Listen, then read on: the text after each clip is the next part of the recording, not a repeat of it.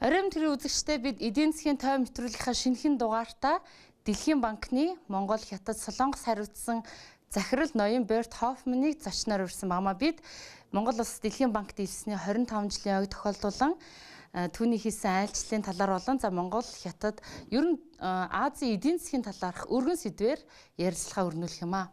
Thank you for coming to our interview. Манай ярилцлагад хүрэлцэн ирсэнд баярлалаа. Эхний асуултаа Хятадын эдийн засгийн төлөв байдал 2016 онд болон ойрын жилүүдэд ямар байх вэ гэдгээс эхлэе. Бид хөрш орнууд эдийн засаг маань Хятадаас ихээхэн хамааралтай учраас энэ бидэнд маш чухал сэдв юм аа. Хятадын эдийн засаг сүүлийн хэдэн жилийн турш удаашралтай байгаа. Энэ бол тус эдийн засгийг олон жил ажигласан бидний хувьд гэнэт мэдээ биш ч дэлхийн нөгөө өнцөгт суугаа олон хүнд энэ мэдээлэл шин содон байгаа байх. Учир нь сүүлийн 30 жил Хятадын эдийн засаг 10% өсөлтийг тасралтгүй үзүүлж ирсэн.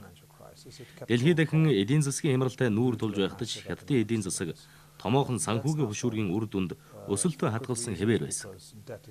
Гэхдээ бодлогын тэрхүү хөшүүрг нь өрийн өсөлт, санхүүгийн эрсдлийн өсөлтийн шалтгаан болж эхэлсэн учраас Хятадын засгийн газар хөшүүргээ сулруулж эдийн засгийн өсөлтийг удаашруулж эхэлсэн.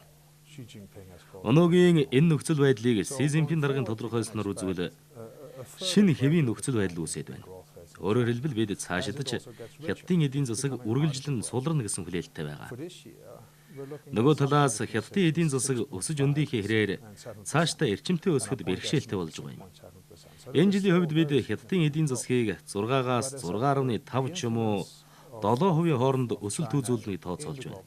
Гэтэл дэлхийн эдийн засаг дахь нөлөөллийн тооцоолж үзэхэд ийм өндөр өсөлт хүртэл уул уурхайн түүхэд эрдэсийн үнэд баггүй уналт авчирч байгааг хэлэх нь зүйтэй.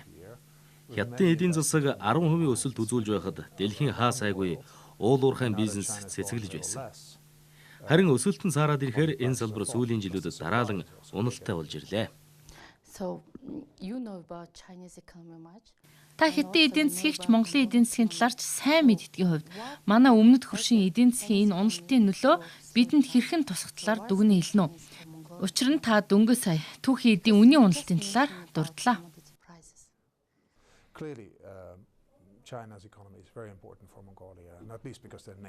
Үнэхээр Хятадын эдийн засаг Монголын хувьд маш чухал. Зөвхөн хөрш орнууд гэдгээрээ ч биш. Монголын экспортын 95% нь Хятад руу гардаг. Үүний дийлэнх нь уул уурхайн түүхэд гэдэг утгаараа чухал юм. Түүнчлэн Монгол дахь гадаадын шууд хөрөнгө оруулалтын 25% нь зөвхөн бүгд найрамдах Хятадаар дулсаас хамааралтай байна. Мөн Монголд хөрөнгө оруулсан гадны компани 50% нь Хятадын компаниуд байгаагаас харагдаж, эдийн засгийн хүчтэй хамааралтай нь тодорхой харагдаж байна. Юун төрөнд эрдэсийн үнийн уналт сөрөг нөлөө үзүүлнэ. Хятадын эдийн засгийн өсөлт удаашрахын хэрээр уул уурхайн түүхийдийн эрэлт багасж, эрдэсийн үн унах нь Монголын эдийн засагт нөлөөлөх гол хүчин зүйл болох бол энийг дагаад төсвийн орлого буурах нь тодорхой болоод байна. Иймээс Монголын засгийн газрын нэн тэргуунд авах арга хэмжээ бол төсвийн зарлагыг хумих явдал. Өнгөрсөн жил төсвийн алдагдал 5% байсан бол энэ жил төсвийн тогтвортой байдлын тухай хуулийн тусгаснаар төсвийн алдагдлыг дотоодын нийт бүтээгдэхүүний 4%-аас хэтрүүлэхгүй байх ёстой. Төсвийн зардлыг хумих нь гадаад зах зээлд эрдэсийн үн унсны хариуд авах гол арга хэмжээ. Тэгвэл цаашдаа яах вэ? Хятадын эдийн засаг өсөлтийн түвшин хадгалж түүхийн эдийн эрэлтэж байх л болно. Гэвч Хятадын эдийн засгийн өсөлт сулрахаас илүүтэй эдийн засгийнх нь бүтэц өөрчлөгдөж байгаа нь илүүтэй анхаарал татаж байгаа юм. Хятадын эдийн засаг нь экспорт, хөрөнгө оруулалтын чиглэлд өсөлт үзүүлж байсан бол одоо дотоодын хэрэглээнд тулгуурлах бүтэцтэй болж өөрчлөгдөж байна. Энэ нь Монголын эдийн засагт нэг талаасаа аюул эрсдэл авчирч байгаа ч нөгөө талаасаа шинэ боломжууд гарч ирж байгааг онцлох хэрэгтэй. Аюул талаас нь авч үзвэл түүхийн эдийн үн ирэх 10 жилд ч эргэн сэргэхгүй дүр зураг харагдаж байна. Өөрөөр хэлбэл түүхийн эдийн эрэлт өнгөрсөн хугацаанд байсан түвшин рүү эргэж очихгүй. Эрэлтийн эрчим суларсныг дагаад үнч өсгөөргүй харагдаж байгаа. Иймээс асуудалд илүү бодиттой хандах шаардлага Монголын хувьд тулгарч байгаа юм. Хоёрдугаарт урт хугацаанд авч үзвэл Хятадын эрчим хүчний томоохон станцууд түлшнийхээ бүтцийг холим хэлбэр шилжүүлж байна. Зөвхөн нүүр сэргэлэхэ болно гэсэн үг. Иймээс бороотой өдрүүдэд зориулж хадгал гэсэн зүйрүүг л оновчтой гарцуулах нэ. Өөрөөр хэлбэл нүүр сулан түүхий эдийн үн бидний горилго тавьж байгаа шиг өсөхгүй дүр зурагтай байгаа тул одоо экспортлж байгаа нүүрсний орлогоосоо ирээдүйд зориулж хадгалах нь чухал байх юм. Монголын эдийн засгийг солонгоруулах шаардлагатай. Хятадын эдийн засаг хэрэглээнд түлхүү тулгуурлахуусныг бид түрүүнд дурдсан. Тэгвэл энэ хэрэглээг хангах боломж Монголд байна. Ялангуяа хөдөө аж ахуйн бүтээгдэхүүний ярилт маш өндөр байгаа нөхцөлд Монголд боломж өндөр байна. Иймээс энэ чиглэлд анхаарах хэрэгтэй болов. Ялангуяа сайн стандарт, эрүүл ахуйн шаардлага хангахын төлөө хөрөнгө оруулалтууд хийх, түүнчлэн экспорт хийх шаардлагатай дэд бүтэц тээврийн сүлжээг бий болгох шаардлагатай болно. Хөдөө аж ахуйг дагаад орон нутагтч хөгжих боломж бий болно. Хятадын эдийн засгийн өөрчлөлт Монголын эдийн засгийн бүтцийг өөрчлөх боломжийг бий болгоно гэж хэлж болох юм. 3-дугаарт Хятадын олон улс чиглэсэн томоохон төслүүд сүүлийн үед ихээхэн анхаарал татаж байна. Ялангуяа зам тээврийн салбарын төслүүд энэ дотроос шин торгоны зам санаачилга нь бүс нутгийн улс орнуудыг давхар хөгжүүлэх боломжоор дүүрэн байна. Монгол улсын хувьд Орос Хятадыг холбосон транзит улс гэдгээрээ байршлын хувьд давуу талууд байна. Транзит тээвэр хөгжих, түүнчлэн хоёр их гүрнийг холбосон эрчим хүчний төслүүдийг ч дагаж хөгжих гарц бий. Хятадын өөрчлөлтүүд, хөгжлийн шинэ бодлого Хятадыг хөгжүүлээ зогсохгүй, Монголд ч хөгжлийн өргөн боломжийг нээнэ.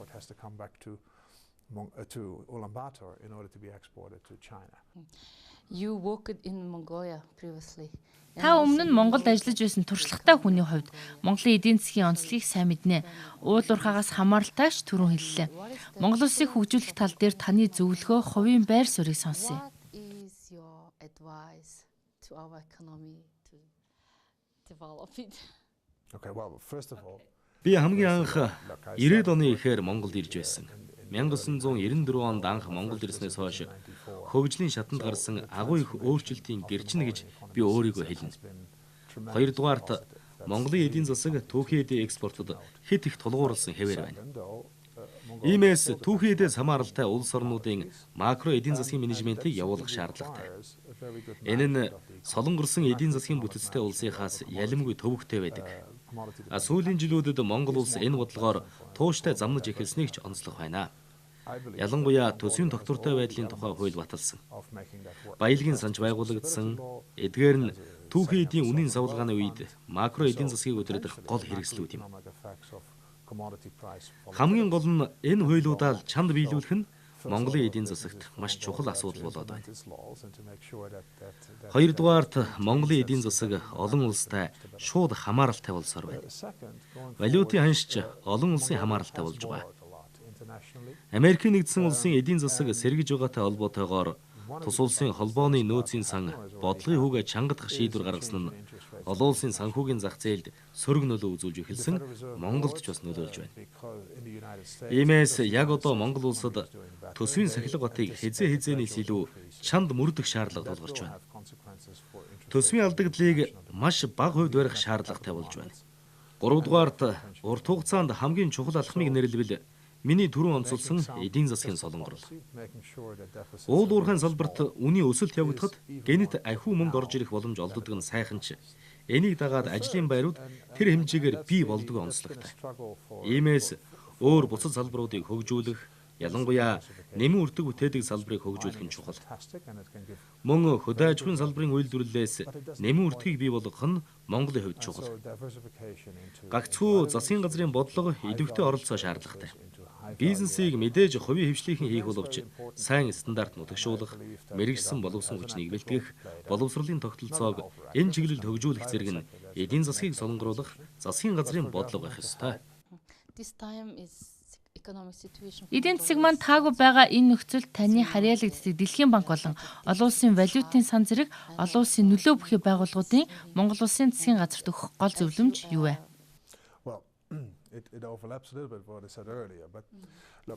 Миний дээр дурдсантай ижил төстэй зөвлөмжүүд байх юм. Макро эдийн засгийн менежментийг хэрэгжүүлэхдээ төсвийн тогтвортой байдлын тухай хуулийг хэрэгжүүлэх нь чухал. Энэ жилийн хувьд Монголын эдийн засгийн өсөлтийн талаар олон улсын валютын сангийн таамаглал нь Монголын засгийн газрынхаас илүү доогуур төсөөлөлтэй гарах болов. Гэхдээ өсөлт нэмэх утгатай байна гэдэг нь түүхий эдийн үн унсан энэ үед харьцангуй эерэг үзүүлэлт болно. Учир нь Бразил, Канада зэрэг уул уурхайн гол экспортлогч орнуудын эдийн засгийн өсөлт нь хасах утга руугаа орсон байгаа. Энэ талаас нь харвал зарим орнуудтай харьцуулахад Монгол улс харьцангуй гайгүй үзүүлэлттэй юм аа. Ялангуяа газрын тосны экспортлогч гол орнууд болох ойрхон орнуудын ихэнх орнуудын өсөлт тэгээс доогуур төвшөнд очсон байгаа. Иймээс сорилт ард өнгөрөөгүй яг одоо өмнө байна гэдгийг л сайн тооцоолох ёстой болов. Ирэх жилүүдийн төлөв тиймч таатай ус харагдаж байгааг дахин онцлие. Ялангуяа олон улсын зах зээлээс босгосон бондын хөв төлж эхэлнэ. Үүнд бэлтгэлтэй байх ёстой. 2 жилийн өмнө Монгол улс анх удаа олон улсын зах зээлээс Чингис бондыг амжилттай босгосон. Гэхдээ зарим хүмүүс үүнд шүүмжлэлтэй хандаж өөрийг нэмэгдүүллээ гэж шүүмжилж байгаа юм. Та бусад орнуудын жишээнээс бидэнд хуваалцсан уу? Манайхтай төстэй хөгжилтэй орнууд хөгжлийн санхүүжилтээ хэрхэн шийдсэн байдаг вэ? Монголын хувьд түүхий эдийн үн өндөр байх өнгөрсөн жилүүдэд хөгжлийн маш амбицтай төлөвлөлтүүд гаргаж байсан. Харин одоо бол түүхий эдийн үнийг дагаад эдийн засгийн өсөлтөж саарад байна. Мэдээж санхүүжилт тусгах хөгжлийн зайлшгүй шаардлага бий. Гэхдээ Монгол улсын дотоодын нийт бүтээгдэхүүн оногдох өрийн хэмжээ, дотоодын нийт бүтээгдэхүүн оногдох засгийн газрын өрийн хэмжээ нэлээд өндөр болсон. Төсвийн тогтвортой байдлын хуулийн дагуу төсвийн алдагдлыг 2% хүртэл бууруулахыг хуульчилж өгсөн нь нэмж өр тавихгүй байх хязгаарлалтыг бий болгож байгаа нь сайн хэрэг. Дунд хугацаанд хоримтлуулах бодлого барих нь чухал. Хоримтлуулахын тулд бага зарцуулна гэсэн үг. Баялагын сангаараа дамжуулан хоримтлуулснаар хойч үедээ эсвэл хэрэгцээ шаардлага гарсан үедээ зарцуулах хэсгийг засгийн газар шийднэ гэсэн үг. За хоёулаа яриагаа Дэлхийн банк болон Монгол улсын хамтын ажиллагааны сэдв рүү шилжүүлье. Монгол улс Дэлхийн банкны гишүүн болсноос хойш 25 жил өнгөрөөд байна. Хамтын ажиллагааны энэ жилүүдийн талаар таны байр суурь дүгнэлтийг сонсъё. Юун түрүүнд энэ бол маш сайн бөгөөд хүчрэх хамтын ажиллагаа юм гэдгийг тодтогч хэлье. Түүнчлэн хамтын ажиллагааны арга хэлбэр нь цаг хугацааны явцад ховсон өөрчлөгдөж байгаагаар онцлог. Дэлхийн банкны гишүүнээр Монгол улс 1991 онд илсэн. Би Дэлхийн банкнд 1992 онд ажилд орж байсан юм. Би ажилд орсон цагаасаа л Монголтой ойр ажиллаж ирсэн. Учир нь миний ажиллаж байсан салбар нэгжид Монгол улс харьяалагдж байлаа. Ингээд би анх Монголд 1994 онд ирэх завшаан тохиосон юм. Яг тэр үеийг эргэн дурсахад Монгол улс социалист системээс гарч ардчлал зах зээлийн нийгэм рүү маш том шилжилтийг хийж байсан түүхэн цаг үе. Зөвлөлтийн тусламжууд зогсож Монгол улсын эдийн засаг маш хүчтэй цохилт аваад байлаа. Яг ийм цаг үед бид Монгол улс шилжилтийн нөхцөл байдлыг амжилттай даван туулахад наад зах нь эдийн засгийн шилжилтэд шаардлагатай суур дэмжлэгүүдийг үзүүлэхэд томоохон үүрэг гүйцэтгсэн гэж би боддог юм. Олон төслүүдийг хэрэгжүүлсэн. Хамгийн анхдагчаас нь дурдахад Улаанбаатарчууд өвлийг даван туулах гол нөхцөл болсон цахилгаан станцыг түлшээр хангах дэмжлэг байсныг дурдъя. Харин хэдхэн жилийн дотор Монгол улс маш их өөрчлөгдөн хөгжсөний хэрээр бидний хамтын ажиллагаа тусламж дэмжлэгийн чиглэлч ихээхэн өөрчлөгдсөн. 90-ад онд бид эдийн засгийн суур салбаруудад чиглэсэн хамтын ажиллагаагаа өрнүүлж байсан бол 2000 он гэхэд бид орон нутгийн хөгжил, хөдөө аж ахуй, байгаль орчны чиглэлд төлхөө дэмжлэг үзүүлдэг болсон. Харин одоо бол бид олон төслийг хэрэгжүүлсээр санхүүгийн дэмжлэг үзүүлсээр байгаа ч өмнөх цаг үеийг шиг зайлшгүй гарцаагүй шаардлага эрэлт ач холбогдол нь харьцангуй багассан гэдгийг онцлмоор байна. Учир нь Монгол улс олон улсын санхүүгийн зах зээлтэй амжилттай харьцдаг болсон, бонд гаргаж бизнесийн зээл авч чаддаг болсон. Зах зээлийн эдийн засгийн системийн болон эдийн засгийн менежментийн туршлага аримтай болсон зэргээр хөгжлийн өөр түвшинд гараад байна. Иймээс Дэлхийн банкны хамтын ажиллагаа, бодлогын зөвлөмжүүд цаашид үргэлжлэгч хэрэгжүүлэх төслүүдийн хувьд өмнөхөөс илүү онцлогтой чиглэлүүдийг сонгох шаардлагатай болж байгаа юм. Тухайлбал азлагдсан хөдөө орон нутагт амьдардаг сургуулийн өмнөх насны хүүхдүүдийн боловсрол зориулсан гэр цэцэрлэгүүдийг байгуулахад санхүүгийн дэмжлэг үзүүлсэн нүдэ олсон ажил болж байгааг дуулгах таатай байна. Түүнчлэн Улаанбаатарын гэр хорооллуудад утаагүй 100 хөтөлбөрийг санхүүжүүлснээр агаарын бохирдлыг баггүй хэмжээгээр бууруулсан. Мэдээж бохирдол байсаар байгаа ч өмнөхтэй харьцуулахад үр дүн гарсан гэдэг нь чухал юм. Товчтой бол бид 25 жилийн турш Монгол улсад эдийн засгийн гол томоохон хүндрэлүүдээс гарч хөгжиж дэвшигт нь дэмжлэг тусламж үзүүлж ирсэн нь хамтын ажиллагааны гол үр дүн юм а.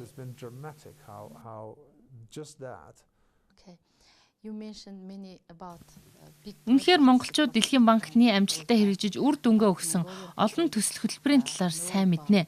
Ялангуяа жижиг дунд бизнесүүдийг өсөн томрох, үйл ажиллагаагаа тэлэхтэн дэмжлэг үзүүлсэн танай төслүүдийн талаар ам сайтай байдаг. Та бүхний хувьд жижиг бизнесүүдийг санхүүжүүлсэн төслүүдийнхаа үр дүн хэрхэн дүгнэж байна вэ? Хувийн хвшлийг дэмжих төслүүдийн тухайд IFC буюу олон улсын санхүүгийн корпорац нь Дэлхийн банк группийн гишүүний хувьар санхүүжилт олгосоор ирсэн. Зарим тохиолдолд банкудаар дамжуулан бизнесийн зээлийг олгодог.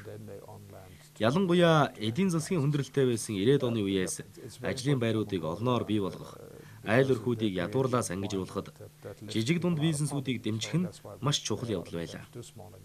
Гэхдээ мөнгөн дэмжлэгээс гадна бизнесийн орчныг бүрдүүлж өгөх нь чухал юм. Орчингийг бүрдүүлээд өгчихвөл бизнес аяндаа цэцэглэж, хүмүүс ажлын байртай болж, нийгмийн асуудлууд нь шийдэгдээд явчихдаг учраас бид бизнесийн орчинг бүрдүүлэхэд ч онцгой ач холбогдол өгч ирсэн. Дэлхийн банкнаас улс орнуудын бизнесийн орчинг үнэлдэг судалгаа мөн жил бүр гардаг тийм үү? Тийм ээ тийм. Тэгвэл одоо Монгол улс дэлхийд хэдэд явж байна вэ? Дунд хавцаал гэж хэлье да. Монгол улсын хувьд хоёр том гүрний дундах зах зээлтэй жижиг улс гэдэг нь нэг талаас нь харахад бизнесийн орчны сул тал мэт харагдавч экспортын баримжаатай бодлого амжилттай хэрэгжүүлбэл зөвхөн хятад руу ч ус аль ч улс руу экспортлох боломж бас харагдаж байгаа. Энэ тал дээр сайтар ажиллах хэрэгтэй л дээ. Тэгвэл бизнесийн орчин аяндаа сайжраад ирнэ. Нөгөө талаас бизнесийн орчинг сул болгож байгаа бас нэг хүчин зүйл нь эдийн засаг нь солонгороогүй, уул уурхайгаас хараат байж ирсэн явдал. Иргэд бизнес эрхлэхэд санхүүжилт дутмаг байдаг учраас банк санхүүгийн тогтолцоог хүчирхэгжүүлэх, төрийн зөв бодлогоор дэмжиж чадварыг бэхжүүлэх шаардлагатай хэвээр байна. Та Монголд олон удаа ирсэн, энэ удаад бизнесийнхэн олон нийтэд хандан тодорхой сэдвээр уншсан лекцтэй нь хөтөлбөрт багтсан байсан. Сэдв нь юу байв? Манай үзэгчдэд мэдээлэл өгөх үү? Лекцийн сэдвийн хувьд дэлхийн эдийн засгийн төлөв байдлын талаар голлон ярьлаа. Гэхдээ Монгол улсын эдийн засагт үзүүлэх нөлөөлөл, хүчин зүйлсийн талаар мөн бага зэрэг ярьсан. Би ярилцлагынхаа төгсгөлд нэг зүйлийг онцолмоор байна. Монгол улс 13 дугаар зуунд дэлхийн их гүрний нэг байсан. Монголын эзэнт гүрний нутаг дэвсгэрт Өнөөгийн Энэтхэгийн нутаг дэвсгэрийн ихэнх хэсэг, Хятадын нутаг дэвсгэр бүхэлдээ мөн Орос улан баруун тишээч ихэд тэлсэн байдалтай байсныг түүх сонирхсон хүн бүр мэднэ. Харин эдийн засаг нь ямар хуу цар хүрээтэй байсан бэ гэдгийг би сая баггүй хугацаанд судаллаа. Лавл тухайн үеийн дэлхийн эдийн засгийн тэн хагасаас илүү нь их Монгол улсад хариалагдж байсныг мэдэж авсан маань энэ удаагийн лекцийн ач холбогдол байлаа гэж хэлэх байна. Okay, thank you so much. This interview is ending here. And I wish good luck and success to your job. Okay, thank you so much. За үзэгчдээ бид Дэлхийн банкны Монгол, Хятад, Солонгос хариуцсан захирал Берт Хоффмантай ярилцлаа. Бид Хятадын эдийн засгаас ахуулаад Монголын эдийн засгийн онцлог болон тулгамж байгаа асуудлын талаар өргөн хүрээнд нэвтрүүлгийн турш ярилцлаа. Ингээд нэвтрүүлгийн анхаарал үзсэн үзэгчдээ баярлалаа.